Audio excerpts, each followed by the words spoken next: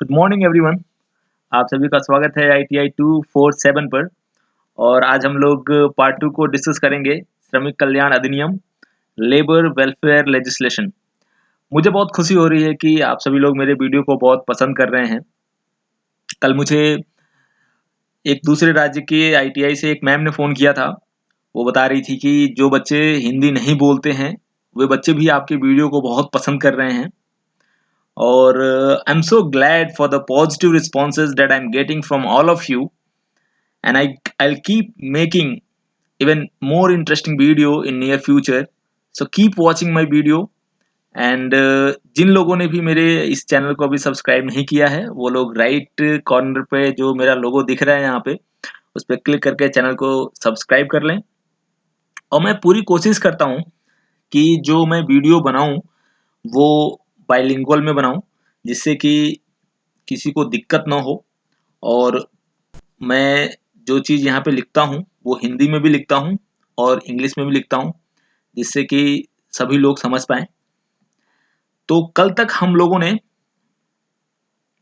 3 अधिनियम को पढ़ लिया था: कारखाना, श्रमिक क्षतिपूर्ति और राज्य बीमा अधिनियम। आज हम लोग बाकी के 4 डिस्कस करेंगे, जिसमें से मजदूरी, प्रसूति लाभ और ये दोनों हैं। तो चलिए हम लोग एक-एक करके हम लोग डिस्कस करते हैं। अच्छा, कल एक चीज़ मैंने जो आपको बताई थी, इसमें कर्मचारी राज्य बीमा अधिनियम में, ये इसको हम लोग ESI भी बोलते हैं। इसमें कर्मचारी का और नियोक्ता का, नियोक्ता मतलब जो कंपनी है या आप कंपनी का मालिक समझ लीजिए, इन दोनों की तरफ से कुछ परसेंटेज पैसा जमा होता है। मैंने आप लोगों को कल बताया था। और मैंने आपको कल बताया था कि जो नियोक्ता होता है, जो कंपनी होती है, वो 4% देती है और जो कर्मचारी होता है उसका 1.5%। ठीक है।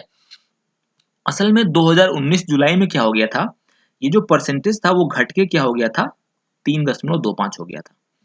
और ये जो परसेंटेज था यहाँ पे ये घट के 0.75 हो गया था। ठीक है। तो 0.75 और 3.25 मिलके कितने हो गए, 4%। ठीक है। तो ये एक्चुअली कल मैंने आपको बताने की सोची थी, लेकिन मेरे से मिस हो गया था। और जब ये एग्जाम में आपका क्वेश्चन आया था तो उसमें ये ऑप्शन दिए नहीं थे, ये वाले ऑप्शन दिए नहीं थे। कल मैंने ये जानबूझ के ये ऑप्शन ऐड किया था ताकि मैं आप लोगों को बता सकूं, लेकिन मेरे से आप स्किप हो गया। तो अगर अगर ये क्वेश्चन आपके एग्जाम में आता है और ये ऑप्शन आपसे नहीं होते हैं, तब ये आप ऑप्शन टिक लगाइएगा 4 एंड 1.5। ठीक है। लेकिन अगर ये दोनों ऑप्शन में है तो आप यही लगाइएगा। दोनों का मिला के हो गया 4%। तो चलिए अगला हम लोग देखते हैं,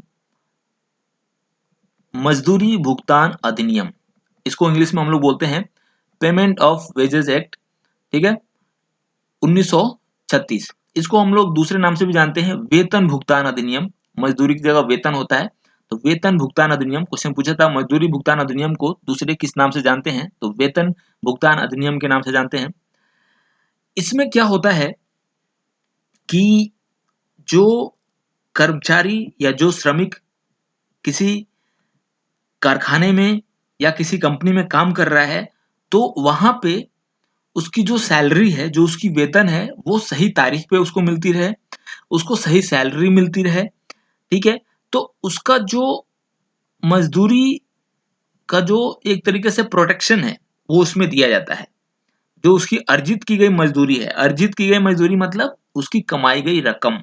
ठीक है, मतलब सैलरी का जो प्रोटेक्शन होता है इस एक्ट के तहत दिया जाता है।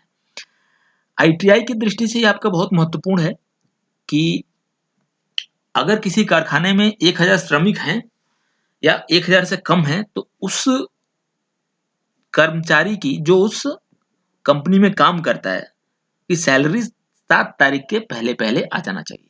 और अगर 1000 से ज्यादा कर्मचारी हैं तो उनका वेतन 10 तारीख तक आ जाना चाहिए। ठीक है। तो ये जनरल नॉलेज की भी बात है, आप सभी लोगों को भी ये जनरल जानकारी होनी चाहिए, जिससे कल आप ITI के बाद अगर किसी फैक्ट्री या किसी कंपनी में काम करने जाते हो तो आपको पता हो सके कि हाँ, आपकी सैलरी कब आ जानी चाहिए। ये एक्ट तीसरी चीज एक और ये करता है कि जो हमारा कर्मचारी है, जो श्रमिक वर्ग है, वो जिस भी कंपनी में काम कर रहा है, तो उसके सैलरी से फिजूल कटौती ना हो। समझ रहे हैं आप? मतलब उसकी सैलरी से मनमाने तरीके से कोई कटौती न कर ले, ये अधिनियम उसको सुरक्षा देता है। ठीक है। जुर्माना अगर वैलिड है, अगर सही तरीके से उस कर्मचारी के द्वारा गलती हुई है, तो ही वो कटौती कर सकता है। अदरवाइज अगर कर्मचारी को लगता है कि उसने कोई जुर्माना नहीं किया है, कोई गलती नहीं की है, तो वो अगर उससे वो सैलरी काटता है, तो वो जाके श्रम आयुक्त से बात कर सकता है, श्रम न्यायालय में जाकर केस कर सकता है। अब जुर्माने के रूप में कुछ, वैसे तो ये बहुत बड़ा एक्ट है, अगर मैं एक एक चीज समझाऊं तो बहुत टाइम लग जाएगा। आईटीआई की दृष्टि से जो महत्वपूर्ण है, मैंने बस वही चीजें यहाँ पे कंक्लूड किए हैं। अब इसमें कुछ चीजें इंपॉर्टेंट हैं। अगर 15 वर्ष से कम आयु वाले श्रमिक पर जुर्माना नहीं लगाया जा सकता है। अब आप कहेंगे 15 वर्ष से कम मतलब 14 वर्ष से लेके 15 वर्ष में, 15 वर्ष के जो बच्चे होते हैं, मतलब 14 से 15 वर्ष के बच्चे जो हैं, मतलब 15 वर्ष से कम, 13 साल का नहीं माना जाएगा, 14 से 15 के बीच में जो बच्चे हैं, जो श्रमिक है, उन पे हम लोग कोई जुर्माना नहीं लगा सकते हैं। ठीक है। 15 वर्ष से जो अधिक होते हैं, 15 से लेके 18 के बीच में जितने भी मजदूर होते हैं, उनको हम लोग बोलते हैं किशोर। 15 से 18, ठीक है। 18 से जो ऊपर होते हैं उनको बोलते हैं हम लोग वयस्क। ठीक। तो ये कुछ चीजें हैं। जैसे एक बार पूछा गया था कि किशोर किसको बोलते हैं, तो किशोर 14 से नहीं बोलते, 15 से बोलते हैं। जो 15 से 18 वर्ष के बीच में जो होता है उसको हम लोग किशोर बोलते हैं। ठीक है। अब 60 दिनों की अवधि में वसूला जाना चाहिए, इसके पश्चात नहीं। अगर किसी कर्मचारी के ऊपर कोई जुर्माना लगाया गया है, तो वो 60 दिनों के अंदर वो कंपनी उसे वसूल ले, उसके बाद नहीं वसूल सकता।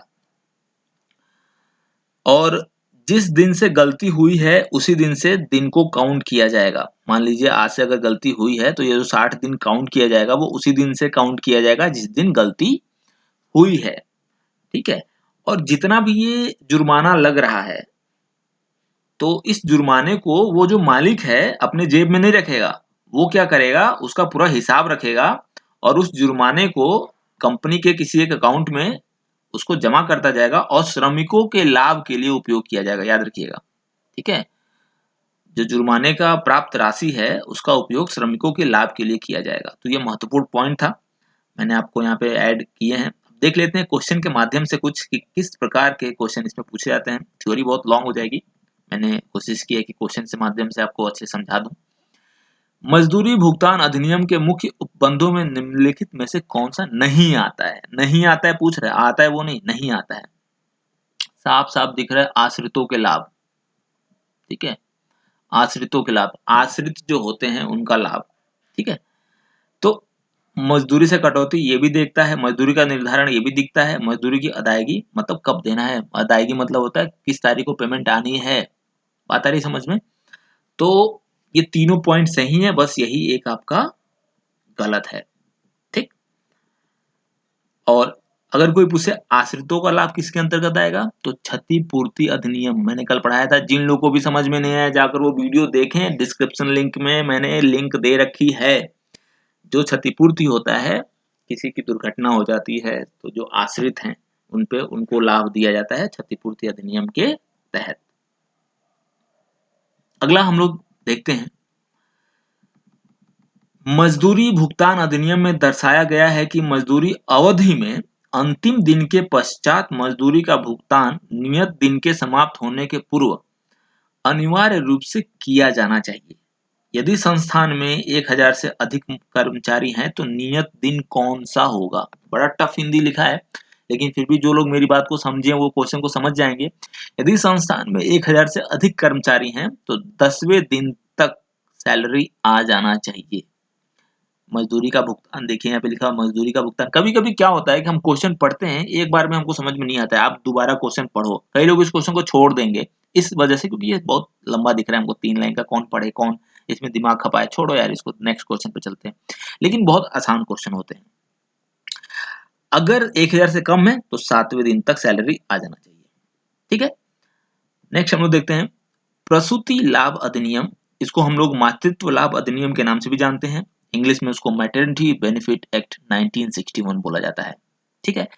इस एक्ट की महत्वपूर्ण बात यह है कि ये जो एक्ट लगा है वो महिलाओं के लिए लगा है, महिलाओं के लिए बनाया गया था, जिससे कि उनको जो मैटरनिटी लीव चाहिए या उससे रिलेटेड जो अन्य सुविधाएं होती हैं, उनको छुट्टी चाहिए, अवकाश बहुत आवश्यक होता है इस दौरान। तो ये गवर्नमेंट ने मेक श्योर किया है, सुनिश्चित किया है कि चाहे वो प्राइवेट ऑर्गेनाइजेशन हो, चाहे सरकारी ऑर्गेनाइजेशन हो, वो सारे लोग इस एक्ट को अपने कंपनी में लागू करें, जिससे अधिक से अधिक जो विमेन्स हैं, जो महिलाएं हैं, वो वर्किंग कर सके। ठीक है, इससे बहुत ज्यादा क्वेश्चन तो नहीं पूछा जाता है, लेकिन जो एक महत्वपूर्ण क्वेश्चन बनता है वहां पे, कब लागू हुआ था? 1961 में। ठीक है, 1961 में लागू हुआ था।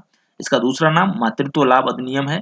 ठीक है, और ये महिलाओं के लिए है, ये जो सुविधा है सिर्फ सिर्फ महिलाओं के लिए है।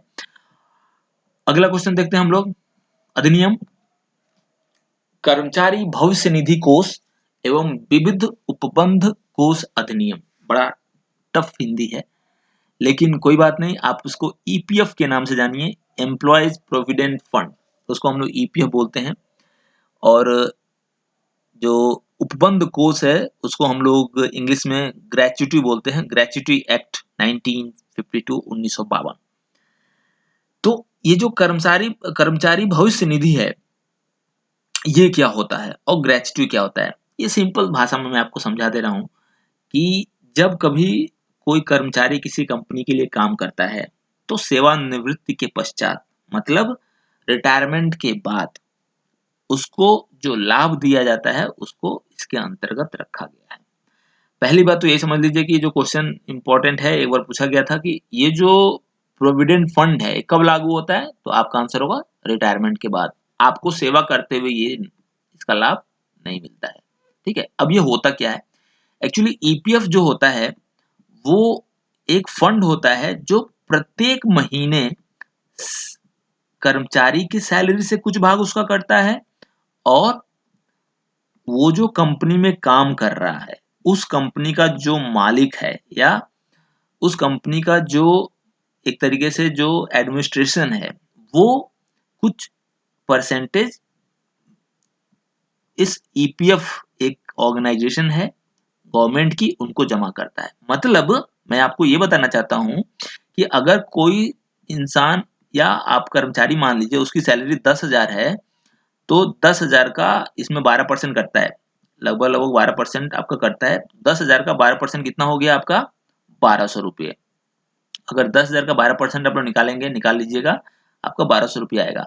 मतलब ये मैं कहना चाहता हूं कि 1200 रुपया कर्मचारी के सैलरी से कटेगा, और 1200 रुपये जो ये मालिक है कर्मचारी का, वो कंपनी का, तो वो कंपनी देगी उसकी तरफ से, यानी 2400 रुपये हर महीने इस निधि कोष में जमा होंगे।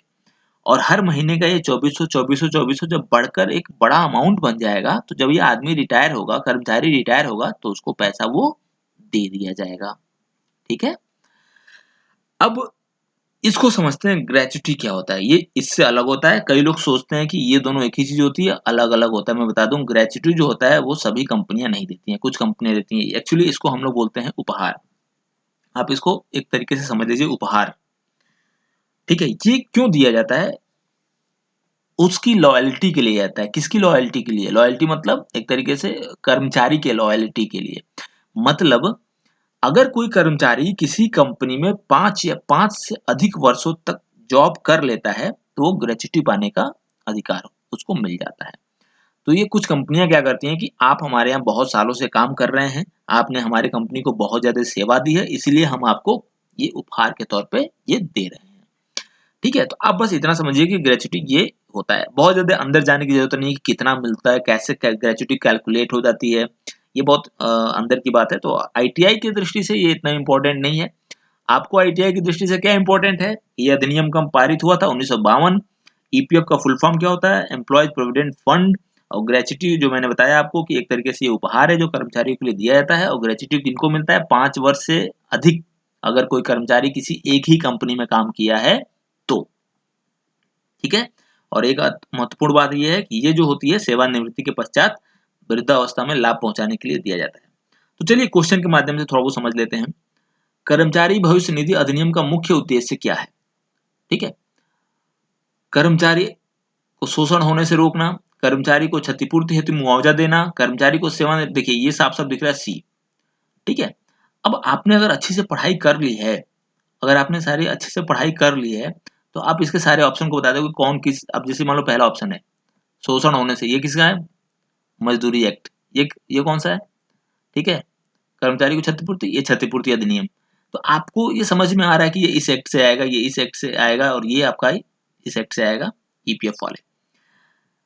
जिनको थोड़ा बहुत कन्फ्यूजन हो रहा है वो कल का वीडियो देख लें, उनको बिल्कुल समझ में आ जाएगा। अगला क्वेश्चन देखते हैं हम लोग, कर्मचारी भविष्य निधि एवं विविध उपबंध कोष अधिनियम के अंतर्गत नियोक्ता मतलब कंपनी जिसने जॉब दिया है का योगदान, कर्मचारी के योगदान का कितना भाग होता है? बराबर होता है। मैंने आपको भी बताया था, जितना कर्मचारी देता है उतना ही नियोक्ता भी पैसा हर महीने जमा होता है ईपीएफ कार्यालय में। अगला जो है प्रशिक्षु अधिनियम, ये तो सभी लोग जानते ही होंगे, अप्रेंटिस का नाम सुना है, ठीक है? अब जो लोग नहीं जानते थोड़ा समझ लें, ये जो एक्ट पारित हुआ था 1961 में, ठीक है? और दूसरी चीज जो होती है, अप्रेंटिस जो होता है उसका अर्थ होता है प्रशिक्षु यानी सीखने वाला, ठीक है? सीखने, इसको हम लोग दूसरे भाषा में बोलते हैं शिक्षार्थी भी बोला जाता है इसको, ठीक है?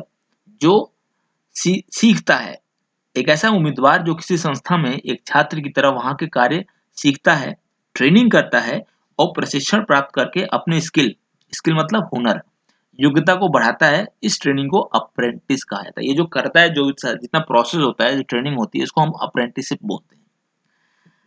तो ये एक तरीके से जितनी भी आपकी पब्लिक सेक्टर की कंपनियां हैं, प्राइवेट कंपनियां, गवर्नमेंट कंपनियां, ये सारी कराती हैं। इसका कराने का उद्देश्य, एकमात्र उद्देश्य यही है कि बच्चे के अंदर उस स्किल को डेवलप कर देना, जिसके लिए या जो भी उसके कंपनी में जो औजारें, जो मशीनें यूज हो रही हैं, तो वो उसको अच्छे से सिखा देना, जैसे कि वो जब जॉब पे जाए तो वो सब कुछ अच्छे से कर सके। आईटीआई की दृष्टि से क्या महत्वपूर्ण है, आपको जो प्रश्न पूछा जाता है इसमें कि इस जो एक्ट को बनाया गया था उसका उद्देश्य क्या था, तो इसका जो मेन उद्देश्य था यही था कि प्रशिक्षुओं के मतलब जो यहाँ पे ट्रेनिंग्स हैं उनको प्रशिक्षण कार्यक्रम को नियंत्रित करने के लिए बनाया गया था, ताकि प्रशिक्षण पाठ्यक्रम, प्रशिक्षण की अवधि आदि निर्धारित हो और वो कुछ सीख सके, इंडस्ट्री में जाने से पहले वो कुछ सीख सकें। यहाँ पे कुछ रेलवे है, ONGC, ordnance factory, IOCL, Indian oil, ये सब अप्रेंटिस की भर्ती निकलती रहती है। एक चीज मैं आपको और बता दूं, पहले क्या होता था कि जो कंपनी अप्रेंटिस निकालती थी, वहां पे बच्चा जॉब कर रहा है अप्रेंटिस के रूप में, तो वो बच्चा वहीं पे जॉब करने लगता था, उसको जॉब भी वहीं मिल जाती थी। आज ये नहीं होता है, सरकारी में तो बिल्कुल नहीं होता है। अगर आप रेलवे से अप्रेंटिस कर रहे हैं, इसका मतलब ये नहीं कि आपका रेलवे में जॉब लग जाएगा। ओएनजीसी या इंडियन ऑयल में अगर आप अप्रेंटिस करने के लिए जाते हैं तो आपको जॉब की गारंटी नहीं दी जाती है। आपको जॉब पाने के लिए उसमें अलग से जो भर्ती निकलती है उसमें आपको एग्जाम देना पड़ता है, तब जाके आप जॉब आपको मिलती है। लेकिन आज भी बहुत सारे ऐसे प्राइवेट आपके जो कंपनियां हैं जो बच्चों को अप्रेंटिस कराती हैं और उनको अपने यहाँ रख भी लेती हैं। तो प्राइवेट में तो ये आपका होता है, लेकिन गवर्नमेंट में जो अप्रेंटिस करते हैं जरूरी नहीं कि उनको जॉब मिल जाए वहां पे। इससे रिलेटेड जो क्वेश्चन आपको पूछे जाते हैं वो मैं थोड़ा डिस्कस कर लेता हूँ। जैसे प्रशिक्षु उनके प्रशिक्षण के लिए निर्धारित जो न्यूनतम योग्यता होती है, वो 14 वर्ष होती है, ठीक है? कई लोग इसको 18 वर्ष कहते हैं, गलत हो जाता है, 14 वर्ष आपका सही जवाब है। ये तो सबको पता होगा, प्रशिक्षु अधिनियम पारित किया गया था 1961। तो देखिए कितने इजी सिंपल क्वेश्चंस आते हैं जो आप बहुत आसानी से कर सकते हैं। नियोक्ता प्रशिक्षु को किस रूप में भुगतान करता है? एक्चुअली जो अप्रेंटिस करते हैं बच्चे, उनको स्टाइपेंड दिया जाता है। तो आप ये याद रखिएगा, एक वर्ड है स्टाइपेंड, मतलब आप समझ लीजिए कि एक तरीके से उपहार दिया जाता है, या एक तरीके से उनको सैलरी टाइप का, सैलरी तो नहीं कहेंगे, एक तरीके से छोटा सा अमाउंट दिया जाता है जिससे वो अपना डेली लाइफ की जरूरतों को पूरा कर सकें, उसको स्टाइपेंड बोला जाता है, ठीक है? लर्निंग के साथ थोड़ा बहुत उनको अमाउंट दे देना जिससे कि वो अपनी वो जरूरतों को पूरा कर सकें।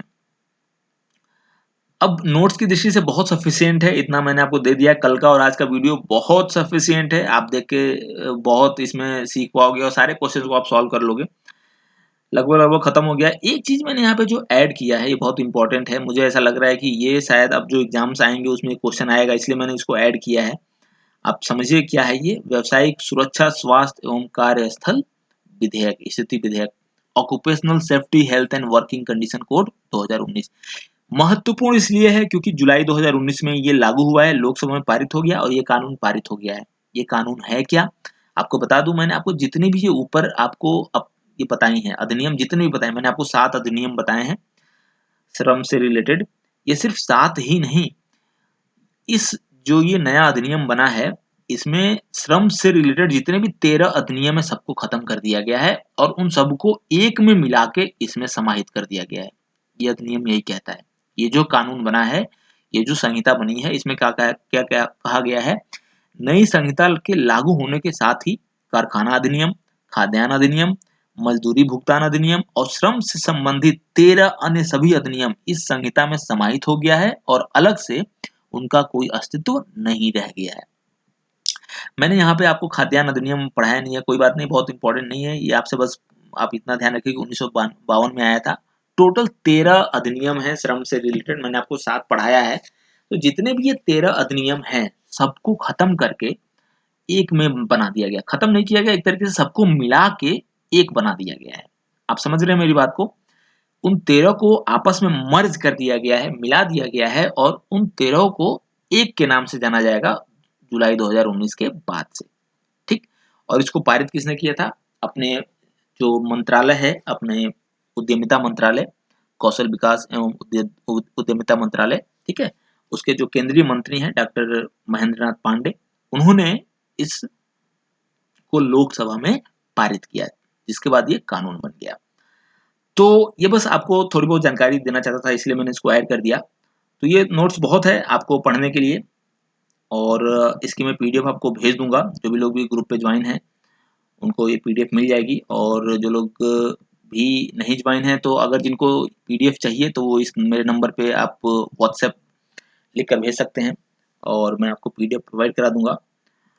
और आप लोग मेरे चैनल को इतना प्यार दे रहे हैं तो मुझे बहुत अच्छा लग रहा है। और जिनने भी चैनल को सब्सक्राइब नहीं किया, ये जो लोगो आपको दिख रहा है लेफ्ट साइड में, उसको क्लिक करें और सब्सक्राइब कर लें। और राइट साइड में जो ये आपको दिख रहा है, आपको यहाँ पे ये प्लेलिस्ट में बहुत सारे वीडियो आपको मिल जाएंगे, क्रम से है, आप लोग देखते रहा करिए इसको। तो मिलते हैं कल। Thank you so much.